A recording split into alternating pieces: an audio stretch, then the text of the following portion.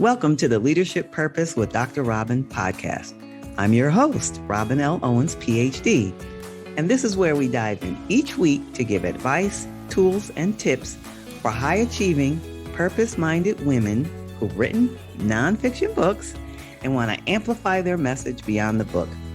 I'm a college professor, and when I'm not doing that, I am speaking, coaching, mentoring, and teaching high-achieving women who have written books how to use their books to make a bigger difference, have more impact, and purpose. Okay, let's dive in. Hi, everyone. Welcome back to another episode of the Leadership Purpose with Dr. Robin podcast. I'm so glad you're here and take time to listen into the podcast. I really appreciate you. And I say it all the time, and I'll continue to say it because time is precious and you didn't have to spend it with us here today, but you are. So thank you for listening in. And today I am talking with Michele Leavitt, who is the author of Pivot to Clarity, Get Clear for You, Be Clear for Others, and several other books about pivoting toward more brilliant execution of strategy and a better future. Lori is also known as the Pivot Catalyst, and she will guide you with each of those books that I mentioned to your best next steps toward an extraordinary momentum in your business and life. She coaches leaders around the world. Can't wait to hear more about that. Lori leads a purposeful business and life, and she is the founder and president of Abrige Corp, aimed at catalyzing momentum for leaders and their teams. And she does so many other things that we'll hear about, but her favorite role is and always will be as Emily's mom. Welcome, Michele Leavitt. Oh, thank you, Robin, for that wonderful introduction. And of course, we always love to hear our child's name. You're absolutely right. Just brightens my day. I love that. I love that. Well, I just read your sort of official or formal introduction or bio. Why don't you tell us in your own words who you are and then tell us about the work you do? So what I do, I really care about vibrant business, vibrant lives. I care about alignment and momentum. And my gifts are such that throughout my professional career, I provided decision support for leaders, for myself as a leader. I run leadership peer groups that's about decision support. I ran into a lot of difficulties in making smart decisions when I started as an entrepreneur, which is one of the reasons I started peer groups. The gift of having the right advisors around you, people who actually can help you and care, they could be caring and confronting, is so very powerful. And that is one of the many things that I do to help catalyze that momentum for leaders and teams. A pivot, in my mind, and why I wrote my first book, The Pivot, Orchestrating Extraordinary Business Momentum, is because, and this is the idea for it, came back in 2013, is because the businesses that I work with tend to not be solopreneurs. And a pivot is not fast. It's just not fast. I mean, that was really the compelling reason. I wanted to give businesses and business leaders an idea of how to orchestrate a culture that's ready to shift.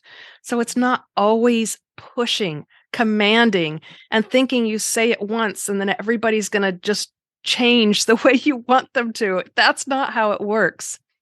The decision that you need to pivot is usually not the decision, but the decide I'm going to pivot is pretty fast. I just said it in a few seconds. The awareness that you need to pivot is not fast. Other than when we have a pandemic, something happens. Usually it's not fast. And the realization of that better future, getting there is not fast. And there are so many wonderful examples. And so I share those in my books. Yes. And you mentioned the pandemic. And during the pandemic, we heard that word pivot quite a bit. It became more used than, in my experience, that I've heard prior to the pandemic. Now, is there a distinction, or why don't you tell us your definition of pivot, what you mean by it, or should we just assume it means change? And when we read it, and I do agree with this, it is a significant change, right? It's a from this place to this place. What it typically isn't is like a basketball move, which is how it's often described, where your foot's just going, those are, consider if you're leading a business, those in your business may be making those types of shifts. To them, they're small shifts and they all accumulate to the big shift. Your role as the leader is to orchestrate that. Now let's talk to all of those that are, not leading a large organization. Still in your own life, you're going to have other people that are involved in that significant change. You're going to have multiple steps that you need to take. So similar to planning, you're going to look forward to the future to say, how do I need to show up? Not just what do I need to do, but what do I need to do and how do I need to show up? And what are all the connected points? Who are all the people involved? That I can do some things to orchestrate that change of many shifts by many people over time. And that's how you obtain and get that change, significant change. And keep, I'm going to say keep it, but I'm hesitating to say keep it because we're always changing. We are. So what we keep is the ability to continue to do that. Makes sense. That makes sense. How'd you come to do this work? So what I realized was, as I was thinking about pivots in my own life, one, I had made many personal and professional pivots in my own life. And then I looked back through my career, and when I was helping leaders with decision support, those were also pivots. They were typically a significant change. We're changing out all the systems that people are moving from manual to technical, or we're expanding internationally and it's going to change a lot of lives that way, or we're combining. I did a lot of mergers and acquisitions work, and that is a significant change for the culture where you're bringing two cultures together. And all of those can benefit from this orchestrating the state where you're always prepared to change and even pivot. Yeah, that's fascinating. Is there something in your, I know you mentioned making those pivots throughout your own professional, personal life. Is there something in, let's just talk about the book Pivot to Clarity, because that's the one I mentioned. I know we have so many we can choose from. Mm-hmm. Let's just focus on this one. Is there something, or even the first one, because I'm guessing that might be the foundation. Is there something in that book or Pivot to Clarity that reflects a part of who you are? Yes, both of them do. The first one, you're right, is the foundation. That's where I come up with or introduce the 6 aligned momentum key indicators, because that's what I've named this state where the organization, where everyone in it is ready for that, for making the significant change. And I'm writing books on those 6 aligned momentum key indicators. And the first one just happens to be Clarity, which is my second book. And so on Clarity, it really had to be, how do you get getting clear for you and being clear for others across? You're not going to get it across in a training session like prescriptive way. It has to be in some way that touches the hearts to open up the heads to say, hey, this is possible for me. And which, as an author, that was also a challenge for me. I also wrote a big part of it during the pandemic. So, I'm sure many of us, not just me, go through the who on earth do I think I am writing about this topic? And so I had to get clear in a way that was clear to them. Other reason why this is a much smaller book, because how could you write about clarity and have it be verbose? That's just that doesn't work. So the first book is concise. This book and probably the next 5 are all succinct.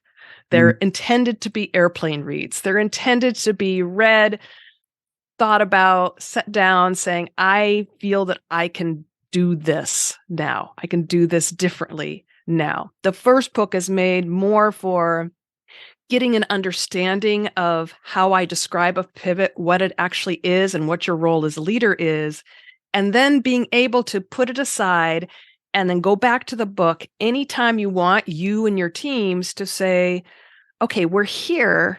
What does Lori say we might do next based on, her research and her experience and her knowledge? What is she saying maybe we could do next? Let's talk that over. So I have a prescriptive part in the book. In clarity, it's more about asking questions and asking questions of yourself and asking questions of others. And so in the first part of my book, your question was, how do I show up at it? Well, I start off with a story about a big accident I was in where I ended up with a post-concussive headache. And my brain is me. I mean, if I define myself by my identity, it's not my looks, it's not my hair, it's my brain. And my brain was not working right. And I was not clear. And people around me didn't necessarily notice it, but I sure felt it. And Mm. it was scary. So I go through that, I get it when, it's not that easy to get clear. And what did I go through? And I also talk about a time which was one of my large personal pivots, which was when I started out as an entrepreneur. And unfortunately, I'm ashamed to say it took way too long to realize I needed to pivot. I'm a very trusting, kind person. Don't want to change that. Attracted a lot of liars and cheaters. Ooh. And what do? Right? They're in your close circle. And you're leveraging them as your advisors. Mm. And you're not realizing that what comes out of their mouth is different from the agenda they actually have. And Mm. at the time, I hadn't started peer groups, so I only had people like me to get advice from. And they were like, "Well, did you commit? Did you?" I mean, this was just this cycle of being nice people. And so my big pivot was switching out my circle, and that took 18 months to do, which Ooh. is actually pretty quick if you think of it. But I gave it a concerted effort of initially saying, it's something. I'm part of all of these bad somethings. So what is it about me, how I'm being, what I'm doing, that needs to change? And through that process of discovery, I realized it was what I was allowing around me and had to shift out. I didn't shift out everybody, but significant shifts out of that inner circle. Wow, good for you. And that is a pivot, Yeah, I would imagine too that it was not easy, even though it was something that you wanted to do. I can only imagine it took a level of commitment and courage. And so good for you for doing that. Mm-hmm. Yeah, that's amazing. I mean, you have written so many books. I'm guessing somebody who's listening now who's written one book or two, or maybe even somebody thinking about writing a book, that they're just amazed at this process.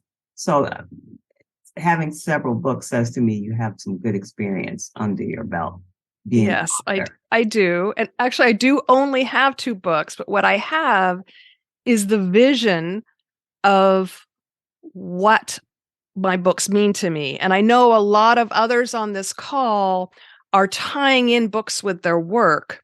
So part of the vision of my first book, and one was editing it to keep it to be just that topic, right? Because the other ones would come later. I have software that I'm now launching that comes from the first book. I have these other smaller books that are aligned with the first book, and they're all aligned with me as the pivot catalyst. So it's an entire brand. Oh, I see. So those other books are the ones that, okay, I get it. I get it now. All right. So let's think about yourself as an author then. What would you say is or was your biggest challenge as an author? Not necessarily just the writing piece, but any part of the author identity and what that means to you.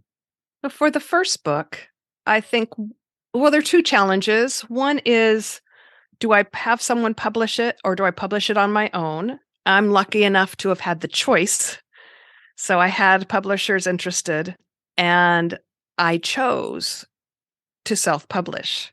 Now that's just me. So you have to know yourself. For me, and you just heard me say, I have software that's, come from it. I have these other books in mind. For me, I wanted to control that. I wanted to be able to come up with something under the same name or referring to the same name without someone saying, no, we own this. And so self-publishing was a decision I had to make. And the other was just getting the first one out in the world. So I write business books for business leaders. And there really aren't a lot of us that do that. I mean, I'm a bottom line, here's how it is person. And it's just, I had to go through one, there are a lot of business books, and the other, who do I think I am? Sending this out into the world, telling leaders what they should be doing. And I then came to grips with, this is a gift, and how could I not? How could I not send it out into the world? Yes, I understand this notion of putting your gift and being compelled to put your gift out into the world. All right, so then on the other side of that question is, what's your greatest joy is or was your greatest joy in this role of author? Well, as we write, we learn. Certainly the feedback and how it's helped others when they've read the book is very rewarding. But even during the writing process, if you are writing in a way that you are thinking, how does the person that I'm going to be working with, who's going to read this book, how can I communicate it in a way that lands for them? And that putting yourself into the shoes of others, we all should just do it more often. And just that is very rewarding. Even if no one else really sees it or feels it, that you're putting that into your book and you're not just talking at them. You're really talking with them, even though you don't know who the them is that's going to read it. Yes, I would imagine that's very rewarding, even from my own experience. All right, as I mentioned to you earlier before we started recording, this podcast is for what I call purpose-minded, high-achieving women who have written nonfiction books and they want to make a difference in other people's lives. And so based on your experience and your expertise from any area, personal or professional life, what's something you could say to the woman I just described as a form of encouragement or advice or wisdom? I think one is you talk a lot about purpose.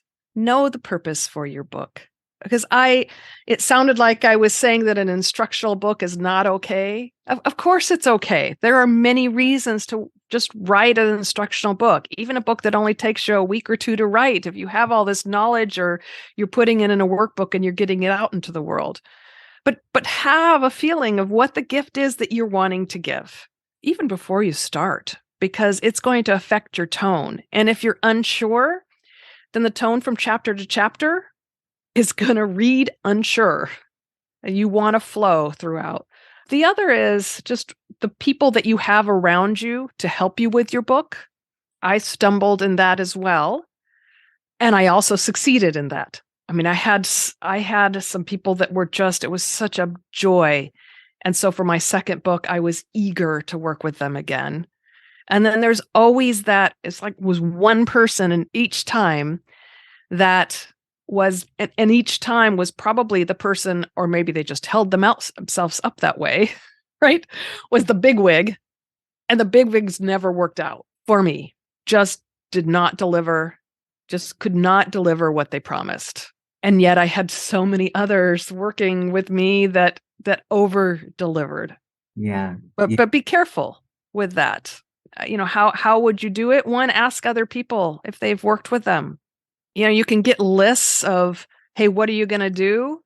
But it's really hard to hold someone to what are they going to do, especially if they've asked to be paid in advance and you've already paid it. What do you do? Yeah.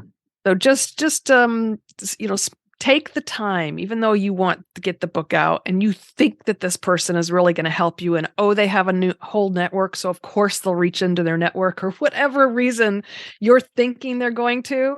Ask other people who've worked with them and ask them what they liked or what didn't work for them, so that you know.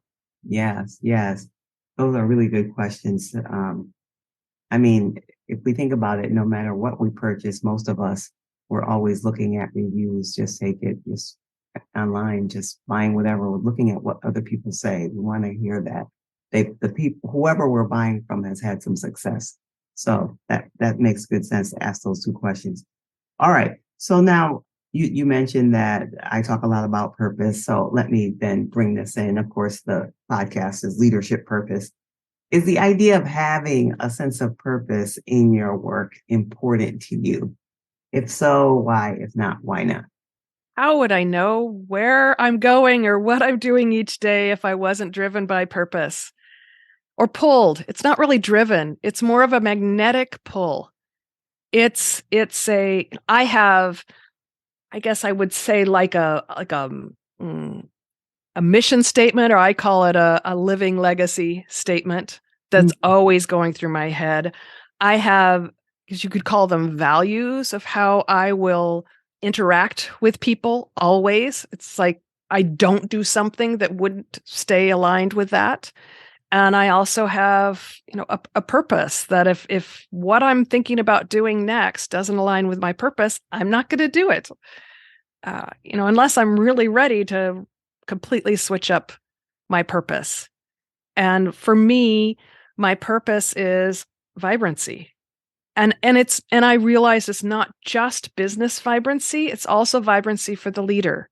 Mm. Because we tend to be working so hard on our business and working so hard for everyone else, even if sometimes we show up as commanding. I know the leaders and others might think they are, but many aren't. Most are just really good people that are doing what they think needs to be done as a leader.